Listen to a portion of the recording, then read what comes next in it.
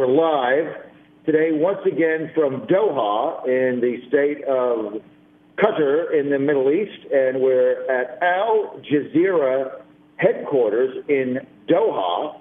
And joining us today is Dr. Mostefa Souag, and he is the acting director general of Al Jazeera Media Network. Al Jazeera Media Network, which operates in the United States, operates 80 bureaus across the globe and has over 3,500 employees. And we're really pleased to be here and get the good doctor with us. And we're going to have a wide-ranging discussion about journalism across the globe in America, Al Jazeera, how it got started, and what the future is, and some of the intricacies of it. So thanks, everyone, for being with us today, again, live in Doha. By the way, this hour brought to you by America First Policies.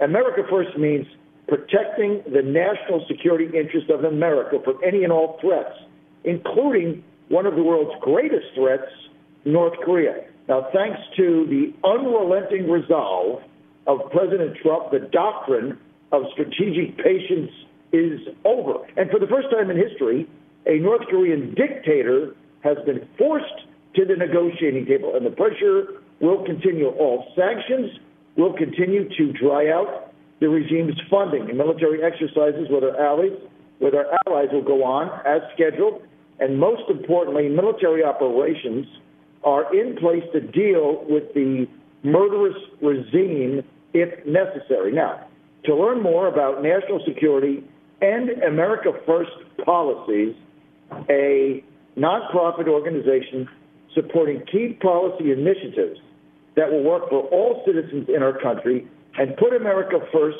go to AmericaFirstPolicies.org. That's AmericaFirstPolicies.org.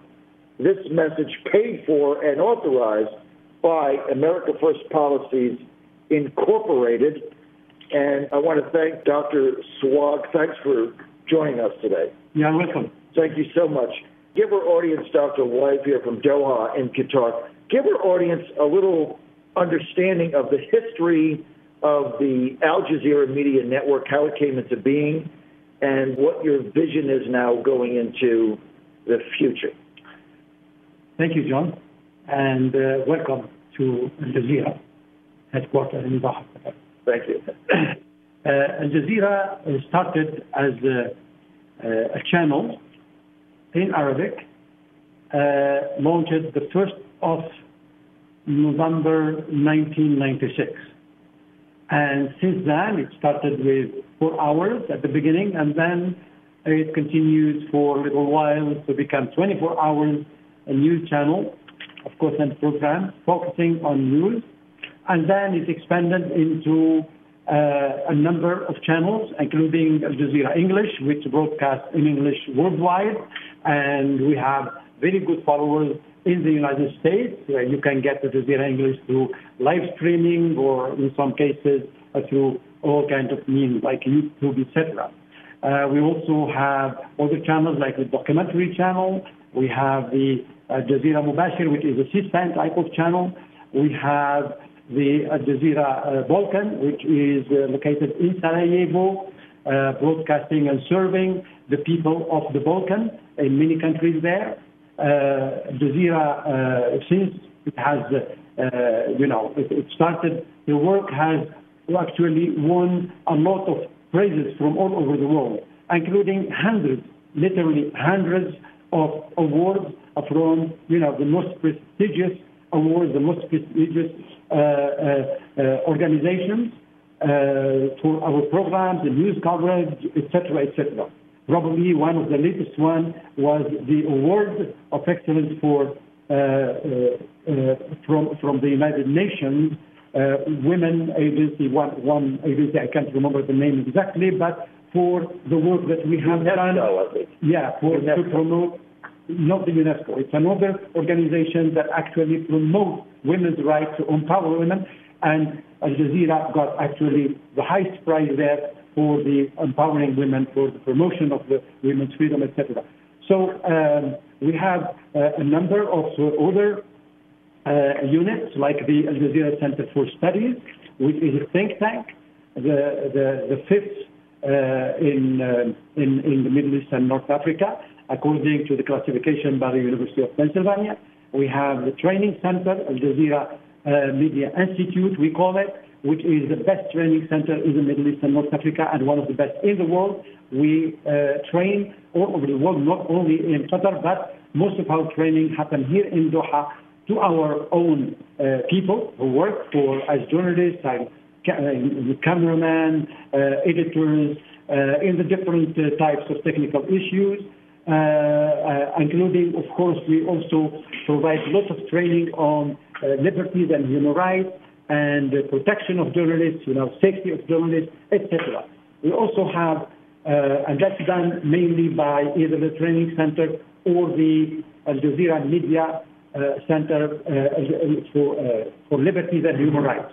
Al Jazeera is the only network that has such a center that is dedicated to civil rights, liberties, the freedom of expression, etc. We work in partnership with hundreds of international organizations who are interested in liberties and human rights and liberties and media freedom, etc. We do our best to provide our audience with the most professional news and programs, accurate news, good programs, in-depth discussion, etc. Real news. We don't believe in fake news and the news that will be fake news.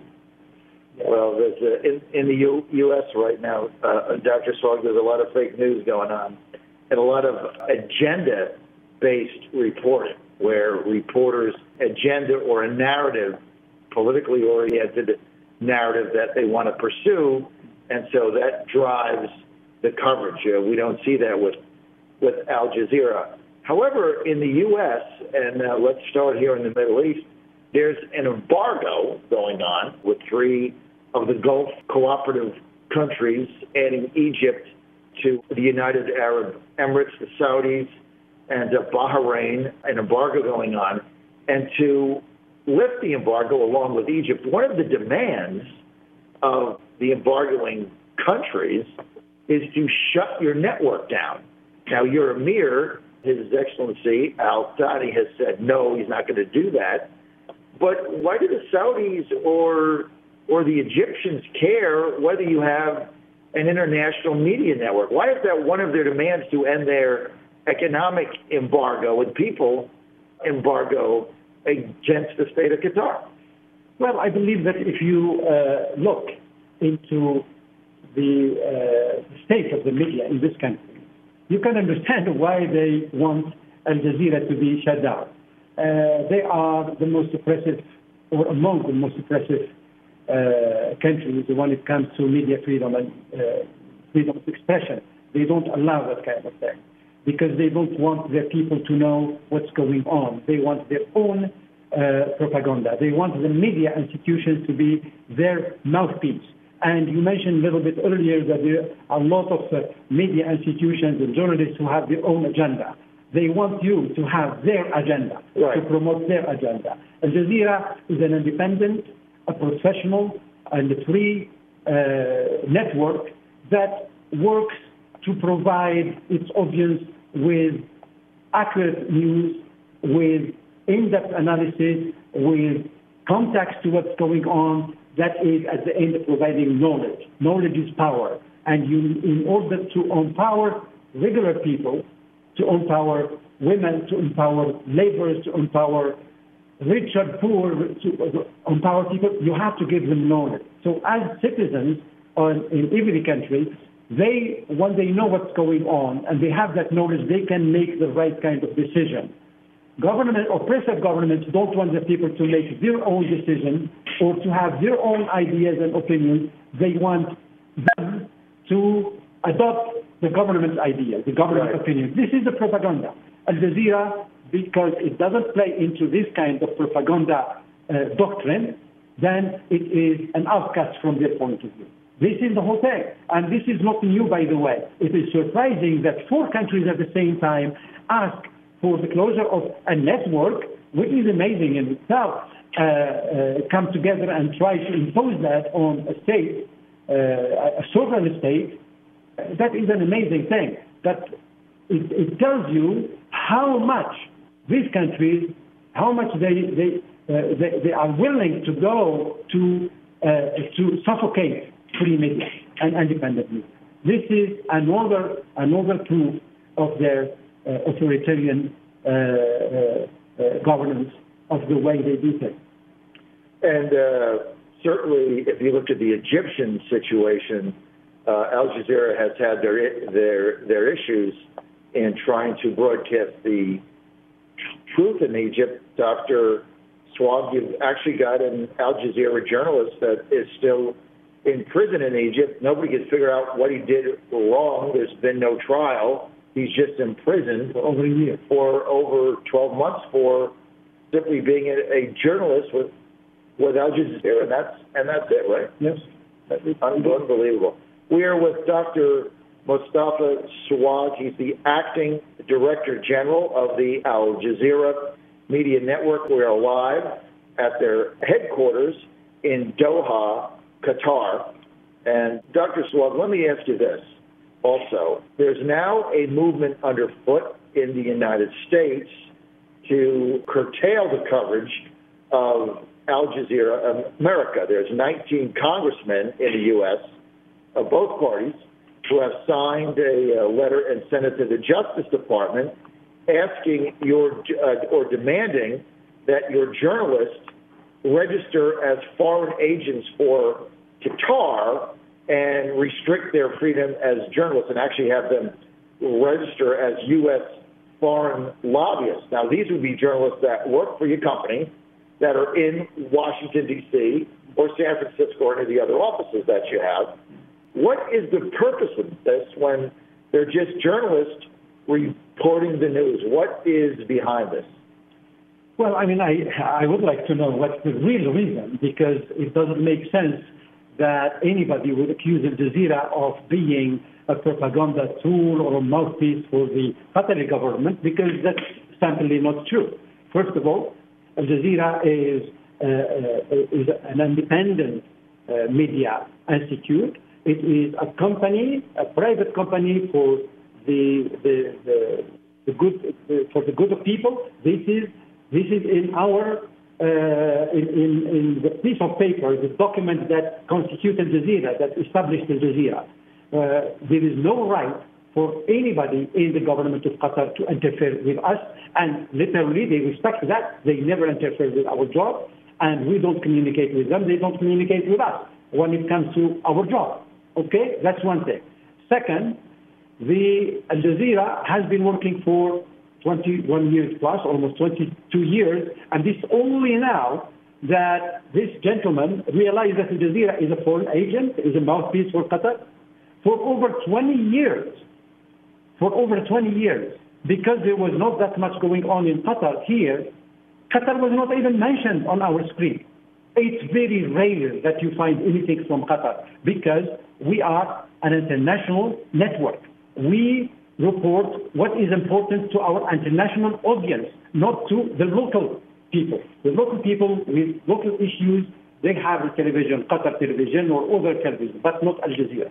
So this is very important to take into consideration. The second, it comes now at a moment when the 4 countries that are blockading Qatar, and they are asking for the closure of Al Jazeera, it's at this moment that we find the congressman coming out with such a proposal to the Justice Department. Does that put them in line with this blockading country that are the most oppressive countries for media freedom? That is an amazing thing. Why it happens now? Third thing is that where did they get this idea from? Our work is very clear. It's very transparent. You know, John, I mean, you are here, and you know you can go anywhere, talk to anybody, and sit if you want in the newsroom for a week. And you will see how people are doing their job professionally. Our journalists are among the best in the world. We have, by the way, almost 300, 250 to more than 250 Americans working for Al Jazeera. We have that number. or maybe more than that, from Britain, from France, from Sweden, from Germany, of course, from Egypt, from Saudi, from all over the world. We have more than 50 different nationalities working for Jazeera right here in Doha.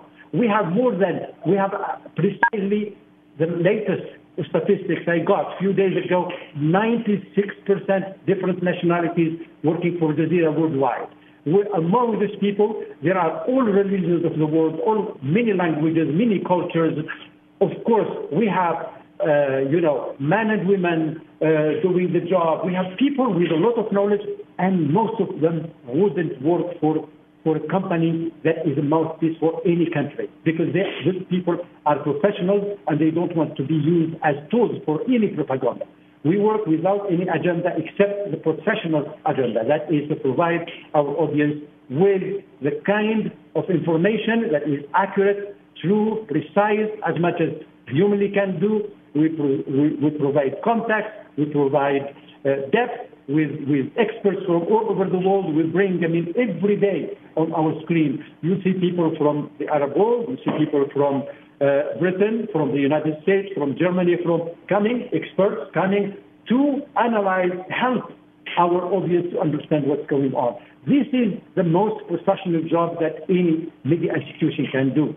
And that's why we are very surprised that the congressman, in the Congress of the United States, where the First Amendment emphasized freedom of speech, freedom of expression, that such a demand or such a request come from there. It is really an amazing. I was shocked because I lived in America. I worked as a journalist in America, and I learned so much there, and I was very impressed with the way, that was in the 80s, by the way the media was working, and then something like this comes from there. It was shocking for me, and I believe it's shocking for anybody who knows Al Jazeera and knows how Al Jazeera does its job. We are live in Doha, Qatar, at Al Jazeera Media Network headquarters. We are with Dr. Mostefa Souag, and he's the acting Director General of the International Media Network, Al Jazeera. Dr. Souag, it certainly seems like a coincidence that this movement in Congress, this letter sent to the Justice Department on March 6th, asking your journalists to have to register or demanding that they register as foreign agents. The timing is odd, certainly coincidental, because it's the time of the embargo. So from the outside looking in, it seems that the influence came from somewhere, perhaps the Saudis, something. But one of the interesting aspects that I want to get your reaction to is that in the letter, the congressman, one of the things that they complain about is that your network gives too much time and promotional opportunities to the Muslim Brotherhood. Can you address that? Well, first of all, that's not true. I mean, it's just simply not true. Al Jazeera gave the right time that is required editorially to make the news, to report the news, and to make the news understood by the rest of by people. So whenever there is an event, we don't create the event, we just cover it. When the Muslim Brothers were elected, or the president was elected, and he was from the Muslim Brothers, in Egypt, we were covering the news. That was the news. When there were millions of people in the streets protesting, we had to cover the news. We cannot ignore these kind of things and pretend to be professional media. The BBC was reporting, the CNN, etc. We brought people from all sides. We even after the coup d'etat on Morsi, that brought Sisi to the military coup that brought the military back to rule Egypt. We have been from the beginning bringing the representative of the government. And whenever they refused, because most of the time they refused, and I think they were not allowed to actually appear on Jazeera, we used to bring people who were sympathizers with, this government, just to present the ideas, because one of our slogans here, a principle, is that we cannot do anything that presents only one opinion. We have to present this opinion, the other opinion. Now that the Muslim Brothers are not ruling in Egypt, they are not protesting, you don't see anything about them on Al Jazeera, except if there is a death sentence on their leaders, for example, in Egypt or something. Otherwise, you don't see them. But you see a lot of news about the Sisi because he is the actor now there. So would we say that we are supporting Sisi? Of course not. We are not supporting anybody because our business is not into in supporting or opposing. Our business is reporting, and that's what we do. So if the congressman who mentioned that misunderstood or were misinformed about what Al Jazeera was doing, they should go back and ask or investigate the issue to see that's not true.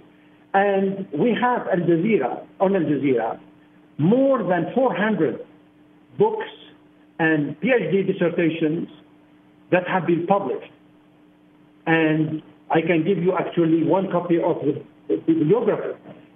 And all this one studied Al Jazeera from the beginning till, I believe, 1 year or 2 years ago. All of them found Al Jazeera to be one of the most professional networks in the world. So this kind of accusation is baseless. It's really baseless. Regardless of whether it's related to Muslim Brothers or... This is the propaganda by the Saudis and the Emiratis and et cetera. And it's very interesting that Saudis claim that the Muslim Brothers are the ones who promote violence or terrorism, while we know the Muslim Brothers were never actually into terrorism. Never they were proven to have acted in a terrorist act, except maybe during Jamal Abdel Nasser there was one or two situations. But the ones who were really the fanatics were from Saudi Arabia, not from Egypt. Where with the Salafists? That's where they were. And bin Salman now is talking about how he wants to change the curriculum and all those kind of things to make it... But this is their business. It's not our business. But Al Jazeera is not promoting anybody or trying to promote anybody. We try to report. And our audience needs to learn the truth so they can make the best decision based on knowledge. Well, Dr. Souag, the truth will set you free. No question about that. I hope so. We are out of time. I want to thank again Dr. Mostefa Souag. He is the acting Director General of the Al Jazeera Media Network. We are live with him at Al Jazeera Media Network National Headquarters in Doha, Qatar. We'll be right back. This is the John Fredericks Radio Network, Trucking the Truth. As always, stay with us.